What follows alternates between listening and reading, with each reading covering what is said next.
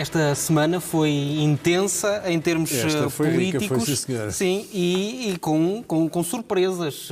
Ficou surpreendido com este chumbo do Chega, ou não? Tendo em conta aquilo que foram as declarações das últimas horas. Sim. Fiquei depois de quinta-feira. Eu até aí achava que o PSD nem deveria ter chegado a uma negociação tão longa.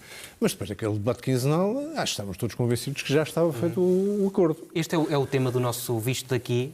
O primeiro foi esse, o chumbo da lei laboral. O chumbo e depois continuação com este congresso do PSD, que para mim mostra uma inversão estratégica significativa.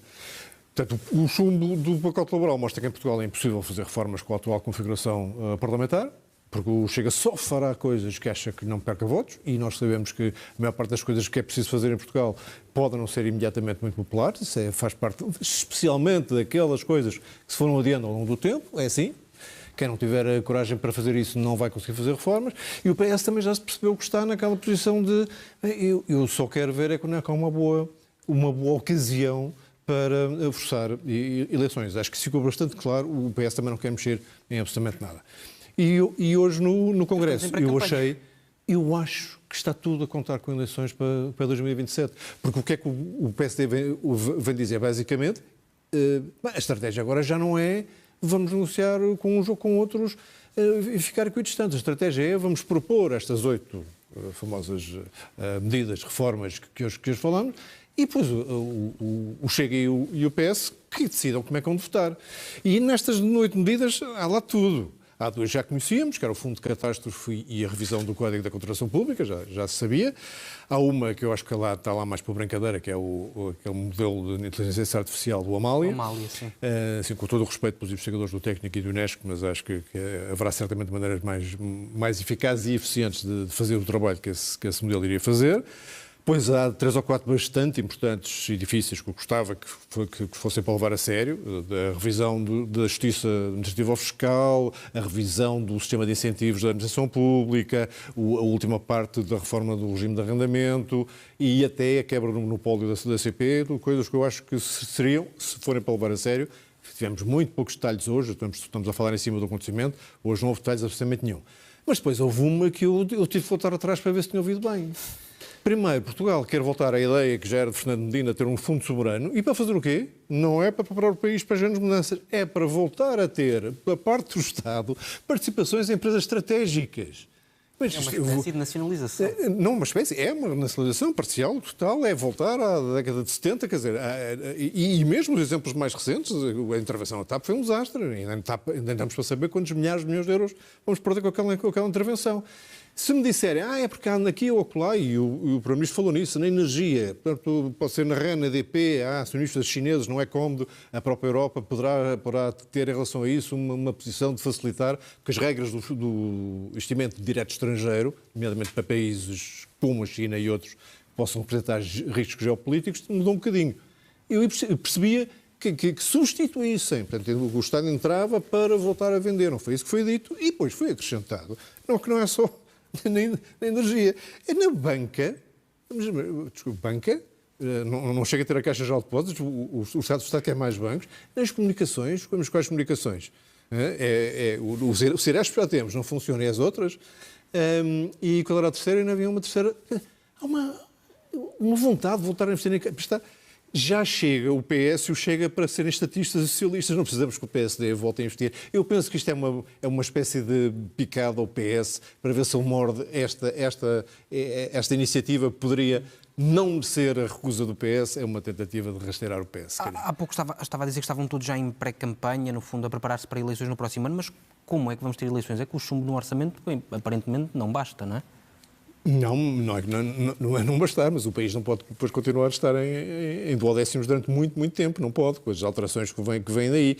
E não estamos a falar do orçamento de 2027, que esse, tudo indica, estamos a 4 meses de começar a discutir na generalidade, tudo indica que passará.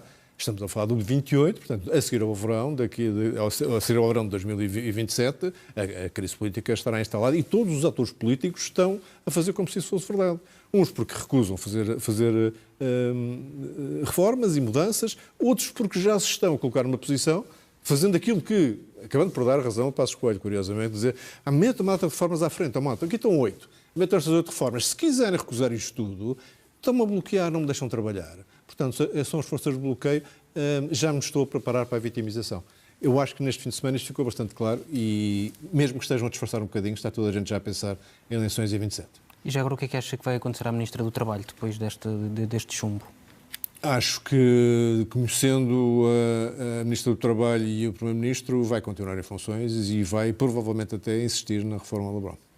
Vamos falar também do PRR, porque quero fazer aqui uma referência a João Leão, antigo Ministro das Finanças. Sim, que acaba lá, mas começa uma coisa, para mim, mais estrutural e mais importante, é que já podemos começar a concluir, infelizmente, que o PRR foi uma oportunidade perdida.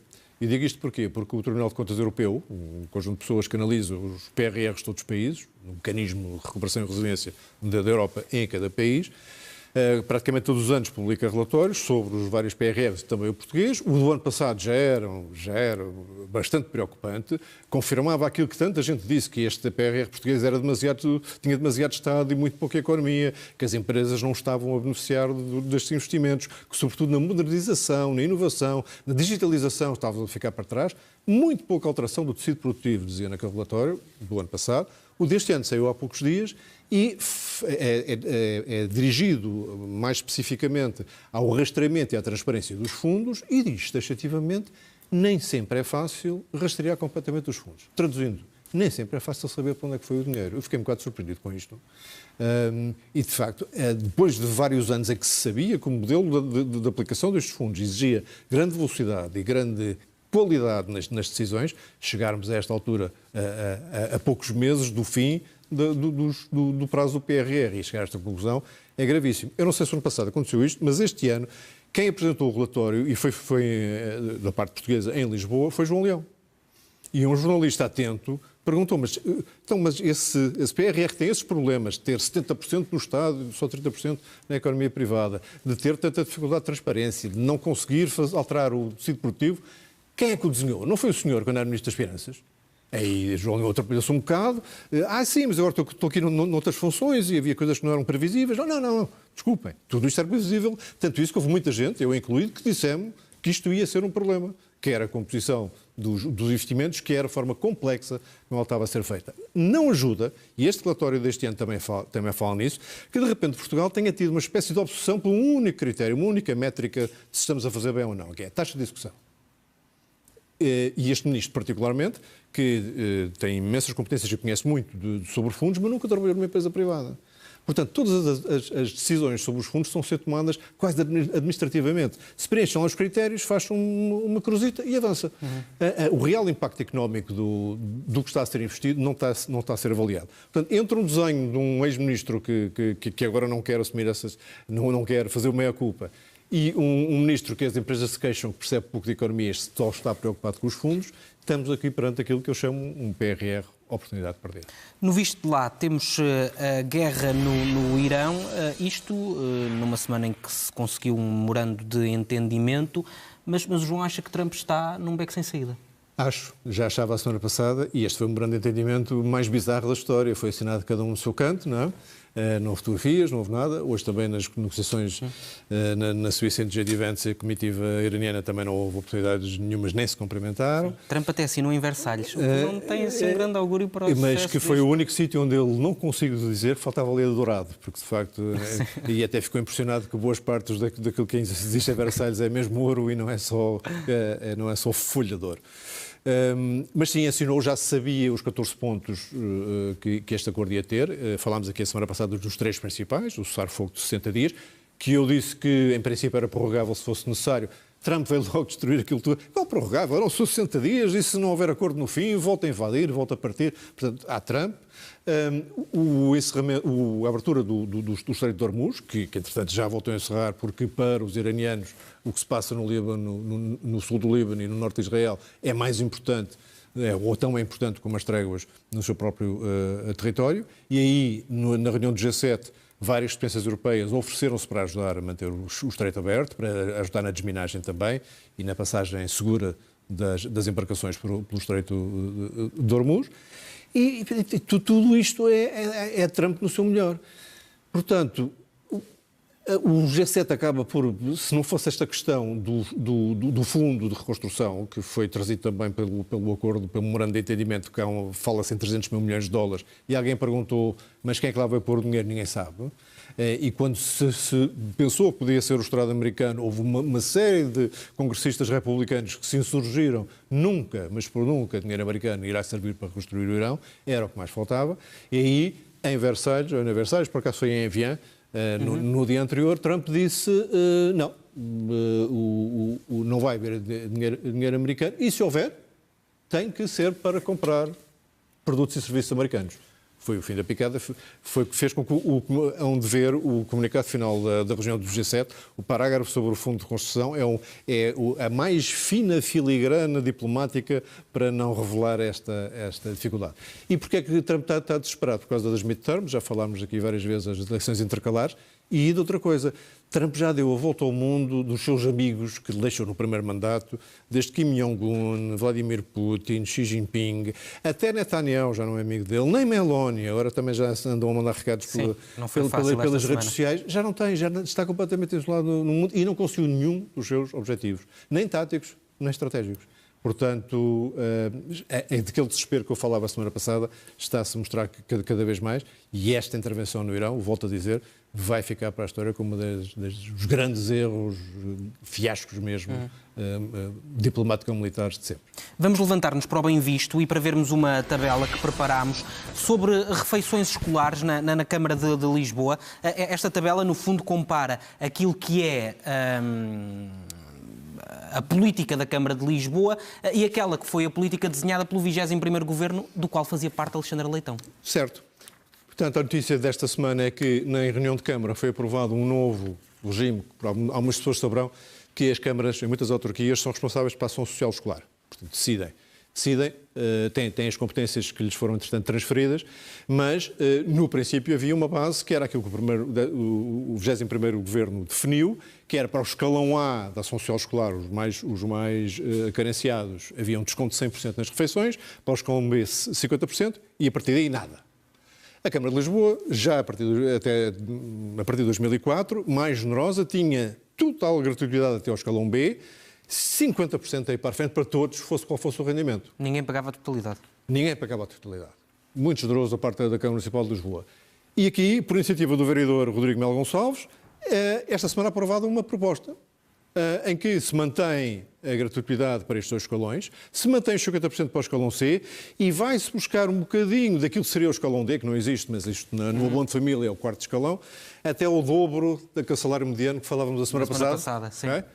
Esses também terão desconto, portanto a classe média também leva. Só não tem desconto quem tem rendimentos mais altos. Mais altos. Parece, e isto não é para poupar dinheiro, porque o que eventualmente aqui possa ser poupado vai para cheques material para o ensino profissional, para o ensino musical, para o ensino teatral, por exemplo, para carrinhas de transporte de crianças com necessidades especiais. Isto foi aprovado pela coligação AD/IL e foi com os votos contra do PS, do PCP, do Bloco e do Chega. A esquerda, no fundo, não é? Que agora anda sempre junto nisto. Quer dizer, já seria estranho, porque é que isto não é a coisa mais óbvia e mais justa de todas.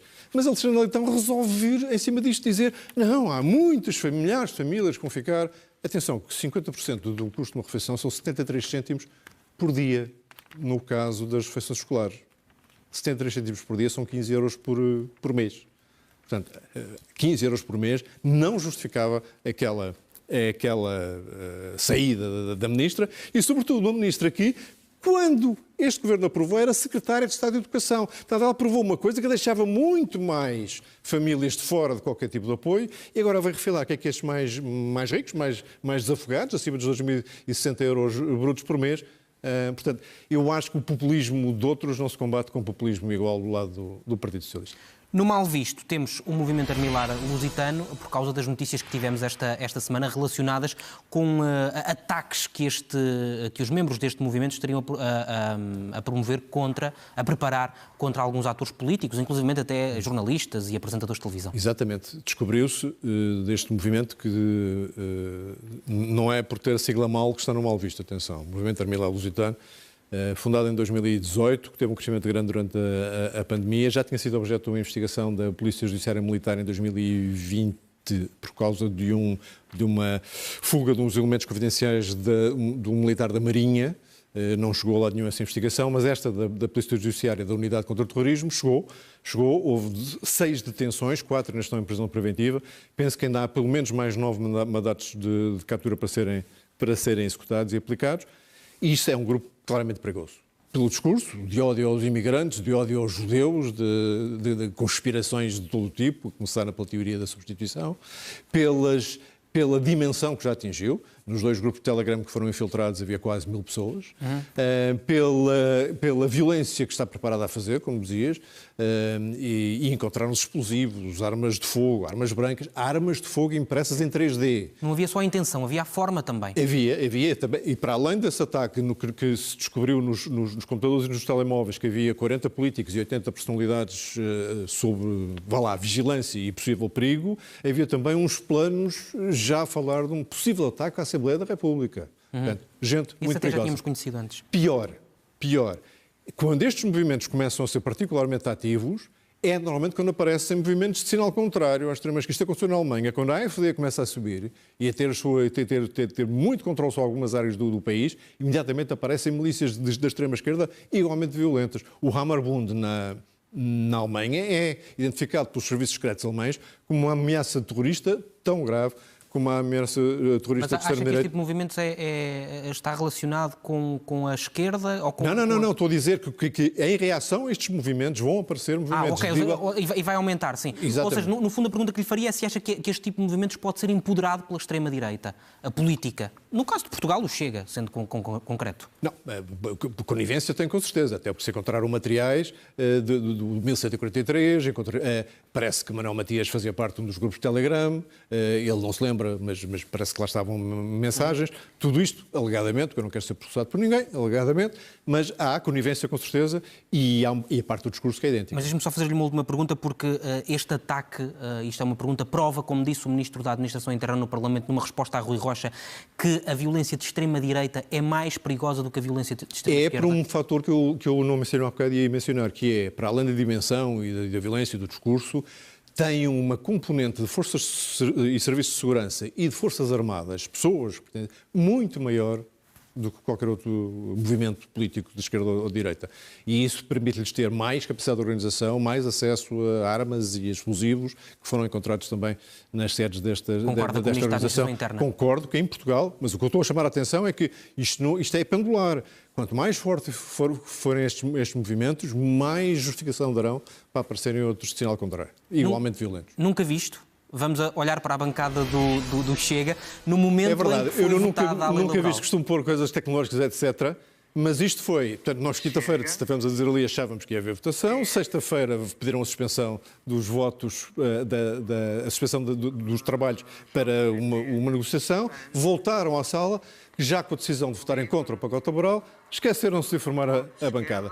Quando o Presidente da Assembleia da República pede o sentido de voto, só se levanta a primeira fila, os outros deputados não sabiam o que é que estava a passar. Depois alguns começam a reparar, alguns começam a reparar. Exato.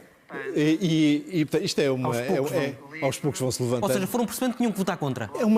Isto não é uma bancada parlamentar, isto é um conjunto de pessoas que está aqui para fazer a vontade do chefe, um bocadinho, é autênticos pós-mandatos, estar aqui 60 pessoas ou ter uma pessoa com 60 votos era igual. E muitos destes deputados depois foram para as redes sociais justificar o voto.